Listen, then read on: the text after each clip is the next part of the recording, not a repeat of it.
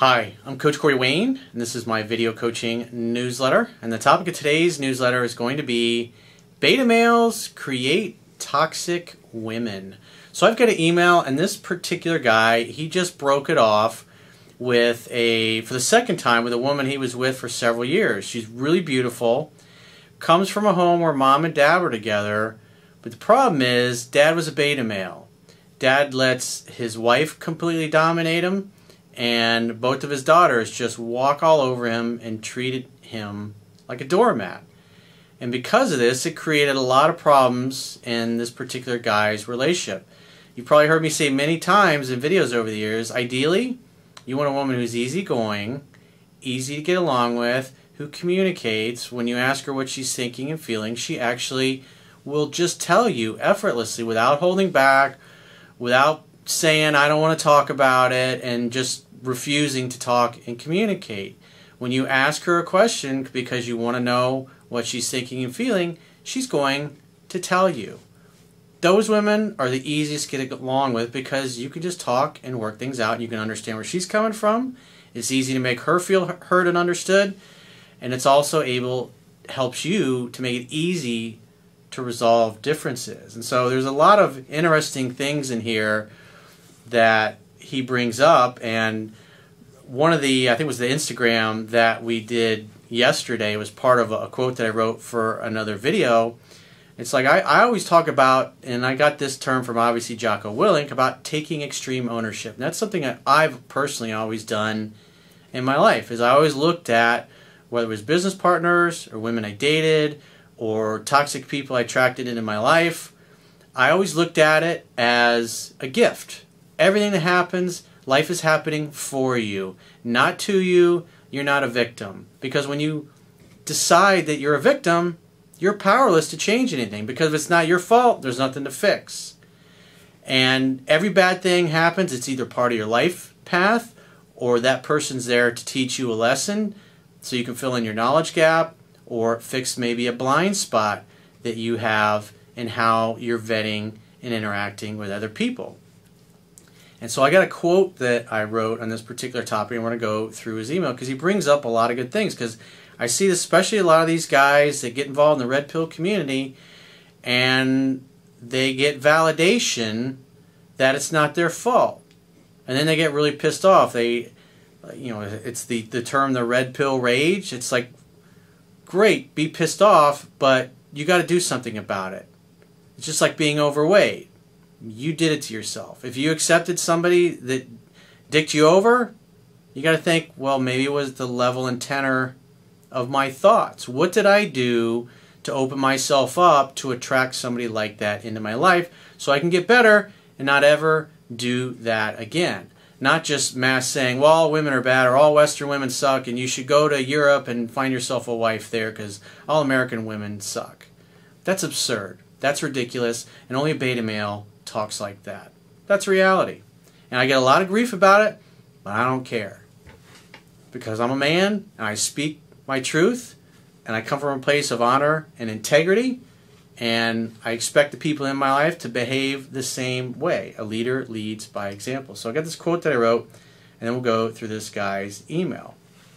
It's like, if you notice, like you read 3% Man, the bad things that happened in my relationships in the past, I'm not pissed off and mad at the women that I encounter these things with. I looked at it as a learning experience. They all shaped me into the guy that I am today, which enables me to teach the things I teach to help people's lives be better. And at the end of the day, the reviews that I get on my books, they speak for themselves. So the quote says, alpha males take extreme ownership for every aspect of their lives. They never blame others for mistakes or allowing toxic people into their lives.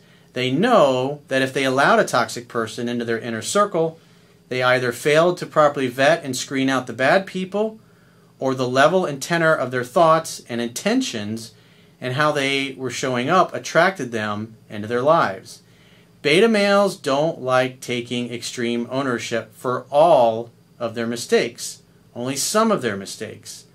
When you fail to take extreme ownership for all of your mistakes, you justify blaming others and enable the continuation of flawed thinking and actions that results in undesirable outcomes. And that's the problem that I see with a lot of these guys, especially ones that get involved in the red pill community. They're just toxic, they're pissed off, they're angry, they want to blame everybody else, and they want to go and complain about women. There's lots of channels, that's all they do is complain about single moms and women in general and Western women, and it's absurd. They're just enabling, continuing the same, not fixing their wounds or healing their wounds.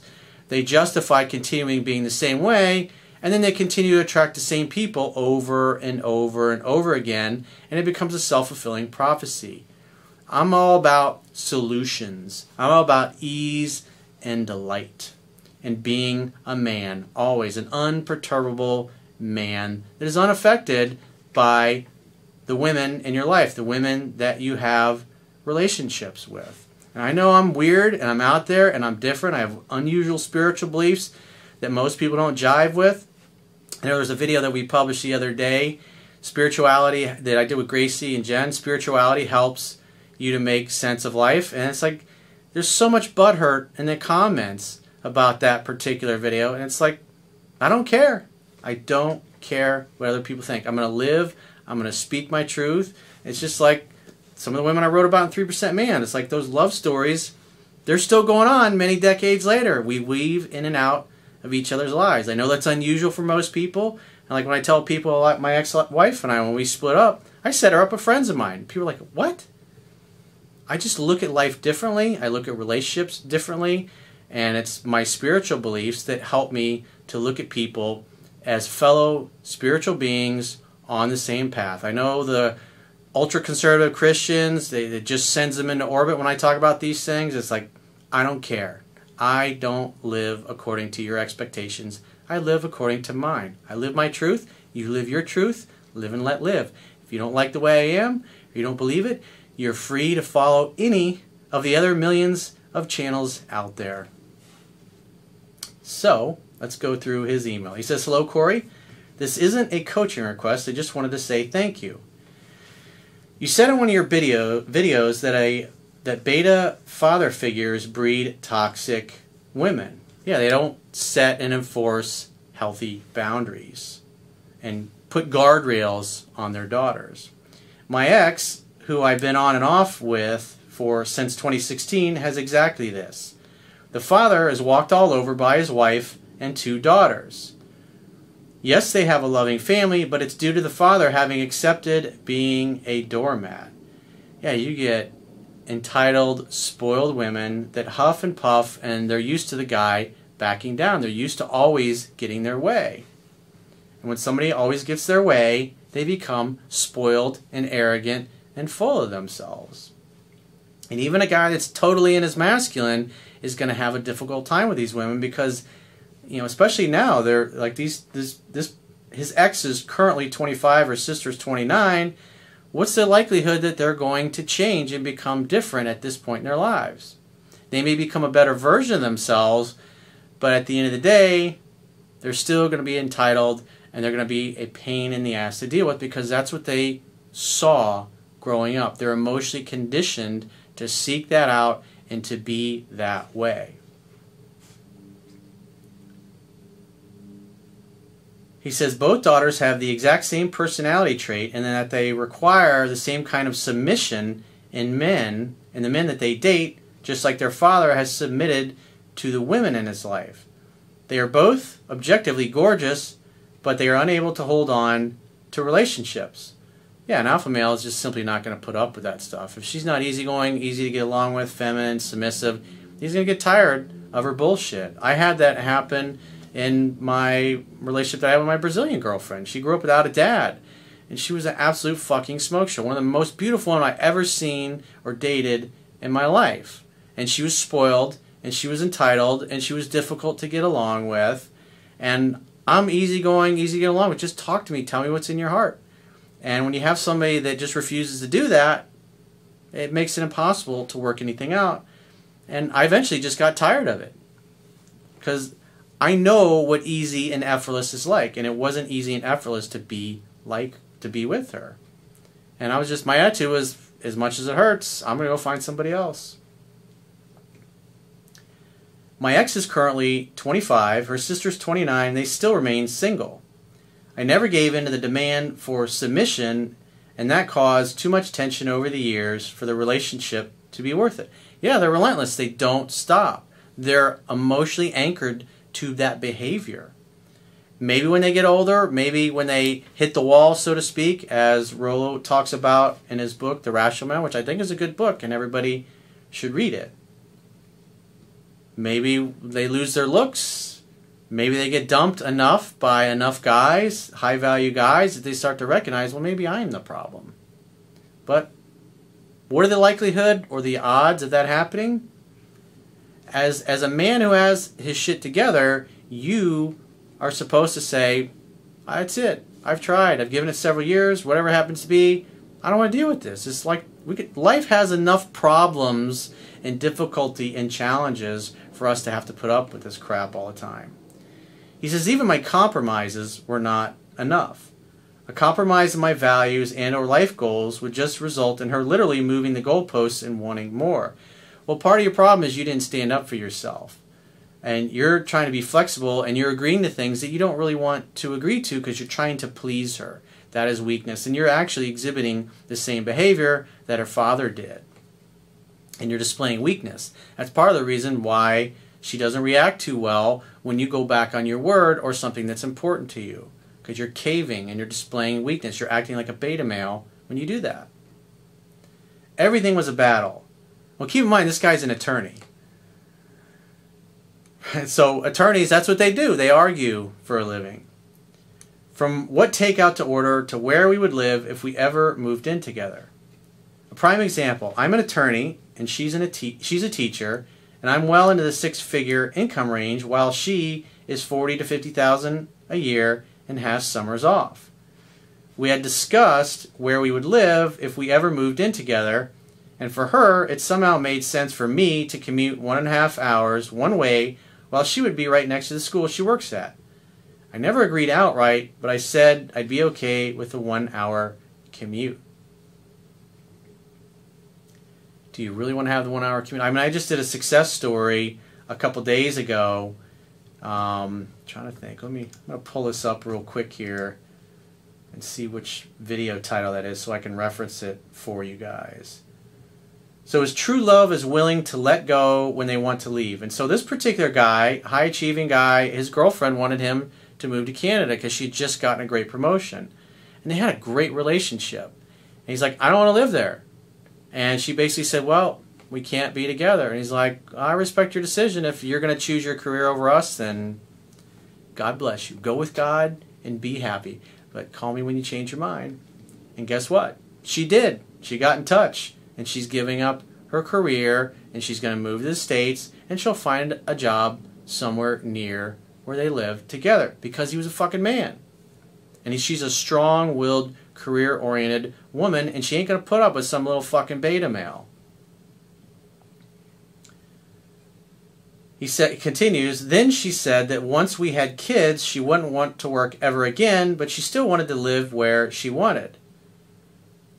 I said, we'll see. Again, this is what happens. She's entitled. She expects to always get her way. And she's going to be relentless. And that's why, if you're going to date women like this, it is super important that you are consistent. You can't be consistent 9 out of 10 times. You have to be consistent 10 out of 10 times. Because as soon as you show weakness or a chink in your armor, she's going to exploit it and try to see if she can intimidate you more. And it sounds like she did a pretty good job of that because you're constantly trying to compromise and give. It's kind of like the negotiations that we had with the Taliban. It's like basically the Taliban got everything that they wanted. And we were the ones always compromising, just like the Republicans tend to always compromise with the people on the left. And there's not mutual compromise happening very much. I said, we'll see. Even if I had agreed to it, I'd be able to support the family. 2 weeks later, she said that she wants to quit her job right now and for her father to open up a prom dress store for her. I asked her how her father would afford the startup costs, and she said that if the father can't, then I would just finance it for her. So, all in all, I won 0.5 hours less commute in my compromise and ended up with also having to finance her bullshit business. Needless to say, I never agreed to move in together. Good. Because when a woman has to earn something from you, she has to earn your time, she has to earn your attention, especially if you're going to go into business together in your relationship, whether you're married or you're living together or whatever, she's got to earn that. She's not entitled to that. And is she capable of running her own business? Is it something she really wants to do and would be consistent at? You have to judge all of those things. Do you really want to go into business with your girlfriend or your wife? Those are other things that you got to consider. Another gem was that she would constantly complain about the hours I had to work. Sometimes it's 10-hour days. When I asked her if it was fair for me to have a 2 to 3 hour commute back and forth in addition to the crazy hours, she basically said, meh. Because again, as a man, you should be strong enough to say, no, I'm not going to do a 3-hour commute. You commute to me. The woman submits to the man. And I got to say, dude, it's like after going through this email, and now, I'm reading it again here in the video newsletter, is that you compromised too much. You were too much of a pleaser. You displayed a lot of the same beta male characteristics that her father did. So on some level, a lot of her behavior, you enabled it. Because she knew that she could just wear you down. But then the other question is, do I really want to be with a woman that's constantly trying to wear me down and get me to comply with her unreasonable demands? Is she easygoing, easy to get along with? And I don't see that. She doesn't seem like she was easygoing, easy to get along with. I told her to go find someone else with a less demanding job like another teacher. Needless to say, she didn't take it well. Of course she's going to throw a temper tantrum, because that's probably what she did with her father. Throw a temper tantrum, the dad doesn't like to see her upset, and then he caves. That's why you have to be consistent 10 out of 10 times. Because I know there are guys that are watching this, they're in a similar situation, and they don't want to break up. And my job as a coach is to help people get what they want, to give them the tools they need to have the kind of relationship they have, because the only thing we have control over is what we actually do as men. And then, if we're doing our part and showing up like I talk about in 3% Man, then you can make an intelligent, informed decision on whether or not to continue with it or pull the ripcord like this guy did. Apparently, she's cool with a life partner who is never home but pays for everything just like her father. He says, gee, I wonder why. Last time we broke up was in May of 2019. I had done the dumping because I knew that she was pulling away and I was tired of her shit, but I gave it another shot after we had not seen or spoken to each other for the entire pandemic in June of 2021. It was a mutual let's get back together and our problems were dumb and we shouldn't have broken up. I had deeply missed her and had hoped time would let her mature a little. After a shit show of let's try again 2-month period this June to August, I broke it off and went no contact. Not just any no contact though. I realized once again that it is just not workable, and I deleted her off all social media, cut all means of contact, and even deleted her sister, mother, and cousins off social media and blocked all of their numbers. I snapped at her and lost my cool verbally, but I don't care if it made me look weak. I spoke my mind, good riddance. I don't know how she's doing or if she found someone else, but I don't care to know. I started watching your videos out of desperation and missing her over the last couple weeks. After 50 plus videos, I've realized I just need to move on and leave this girl in the past, and I dare her to find someone better. It's a good attitude to have. It's a shame because the chemistry was out of this world. When it was good, it was amazing, and I know I won't find that kind of intense chemistry again. Well, I don't agree with that. It's about you becoming the kind of person that you want to attract. And ideally, you want a woman who's easygoing, easy to get along with. And so you got to question, what was it that caused you to attract or allow this particular ex of yours into your life, so you don't attract somebody just like her again in the future, get all caught up in your emotions, and then realize a year or two down the road she's a lunatic and you can't deal with it. I'd settle for a stable, loving partner who won't drive me insane than a toxic unicorn any day. I agree with that. People who find your videos and book are trying to figure out how to get exes back. A lot of them are. Or they're trying to fix a relationship that's going sideways. They should really be watching the videos regarding why they would even want that to happen. I know you clearly don't agree 100% with his philosophy, but Doc Love was right. You get one chance per girl per lifetime. Well, quite frankly, that's a pretty good rule of thumb. But at the end of the day, the heart wants what the heart wants. And if a guy wants to get his ex back because he drove her away through unattractive behavior on his part, when he gets her back, he can get the experience of attracting her the right way. And she falls head over heels back in love, just like I talked about my girlfriends in here that I had that experience with. And then you're at choice as a man, which is quite frankly where you're supposed to be. You're supposed to be holding all the cards. And if it doesn't work out, then you can be the one that pulls the plug on it and move on with your life. And then when you do it that way, you're no longer worrying about what if, should I have done this, should I have done that. You got to experience her at her best and her worst because you were showing up as your best self. I have no doubt that there are exceptions and people can have happy lives with exes, but life is too short to dwell on it, especially with the extremely toxic ones. I ordered the book off Amazon, but for the next few months I want to focus on myself, so I'll read it at my own pace and jump back into the game when I've been able to decompress from this 5-year roller coaster. I'm in the middle of changing law firms, and I'll be going to a Manhattan law firm. It's even more demanding, and until I prove myself there, I don't want to deal with entertaining women for now.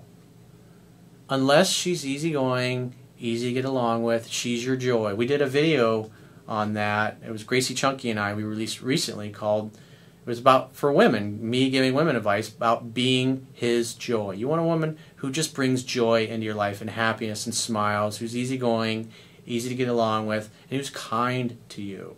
And obviously, this woman was not like that. Granted, you could have shown up better, but she is the way she is. And you spent enough time together, good and bad, to know what you were dealing with. And you made the right decision that was right for you. But you got a knowledge gap, and you got to get better as a man. If you want to attract a good woman who's easygoing, easy to get along with, you got to do the work. You got to put the time in. You got to learn the material. There's no way around it. There's no shortcuts to success. Just like you're going to have to go through a process of the new law firm of proving yourself. When I'm ready to get back in the game and in good headspace, I'll be ready to do it the right way. So I encourage you, obviously, if you haven't, read 3% Man for free at understandrelationships.com. Subscribe to the email newsletter. You can read Mastering Yourself, my second book, A Book of Self-Reliance, and then also my third book, Quotes, Ruminations, and Contemplations. All 3 books are available everywhere in audio, paperback, hardcover, and digital format. And if you'd like to book a coaching session with me personally, go to understandingrelationships.com, click the products tab at the top of your screen, and choose the option that works best for you. Until next time, I will talk to you soon.